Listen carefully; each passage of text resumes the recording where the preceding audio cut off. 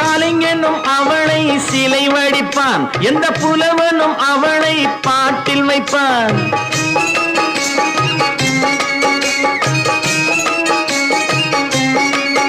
எந்த கலைஞனும் அவளை சிலை வடிப்பான், எந்த புலவனும் அவளை பாட்டில் வைப்பான். அந்த இயற்கையும் அவள் மேல் காதல் கொள்ளும், அவள் நினைவாலே என் காலம் செல்லும். நான் பார்த்ததிலே அவள் ஒருத்தியை தான் நல்ல அழகி என்பேன், நல்ல அழகி என்பேன்.